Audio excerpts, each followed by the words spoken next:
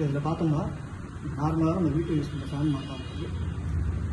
இது என்னன்னா நம்ம நார்மல் ஃபேன் இல்லாமல் தண்ணி ஊற்றி நம்ம யூஸ் பண்ணிக்கலாம். டோட்டல் 6 லிட்டர் கெப்பாசிட்டி உங்களுக்கு கீழே தான் டோட்டலாக டேங்க் மாதிரி இருக்குது. இதில் வந்து 1/2 லிட்டர் ஃபுல் பண்ணிடலாம். முன்னாடியே ஃபுல் பண்ணிங்கன்னா உங்களுக்கு வாட்டர் லெவல் இதில் உங்களுக்கு ஃபுல்லாக தெரிஞ்சுக்கலாம். குறை நீங்கள் யூஸ் பண்ணிக்கலாம். ரெண்டாவது பார்த்தீங்கன்னா இதில் 3 ஸ்பீட் கொடுத்துருப்பாங்க. High, medium, low. நம்ம ஃபேன் யூஸ் பண்ணுற மாதிரி தான். ஹை வேணால் வச்சுக்கலாம், மீடியம், லோ, இந்த ஆப்ஷன் இருக்குது. இந்த ஆப்ஷன் கொடுத்துருக்காங்கன்னா உள்ள ஸ்விங் மோடுன்னு ஒன்று கொடுத்துருப்பாங்க. ஸ்விங் மோடு இருக்குன்னா உள்ளே ஒரு ரொட்டேஷன் ஒன்று எல்லா பக்கமும் தெரியும். ஒரு இடம் இல்லாமல் சுற்றி இருக்க எல்லா பக்கமும் ஒரு காற்று ரொட்டேஷன் ஆகும். அதுதான் ஸ்விங் மோடு கொடுத்துருப்பாங்க. ரெண்டாவது கூலிங் ப்ளஸ் ஸ்விங். ரெண்டாவது அது என்னன்னா ஸ்விங் ஆகும் ப்ளஸ் கூலிங் ஆகும். அதாவது கூலிங் ஏரும் கிடைக்கும் உங்களுக்கு.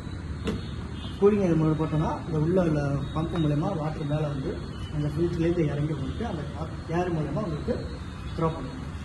நார்மல் லீஃப் இல்லாமல் டோயேட்டேட்டர் தான் உங்களுக்கு ஃபேனே போடும். அதனால் காற்று ஏற்றவும் நல்லாவே இருக்கும் உங்களுக்கு. 3வது ஆப்ஷன் பார்த்தீங்கன்னா வெறும் கூலிங் மோடு மட்டும் தான். எனக்கு ஸ்விங் வேணாம், கூலிங் வேணாம்னா வெறும் கூலிங் மோடு மட்டும் வச்சுக்கலாம். ஓகேங்களா?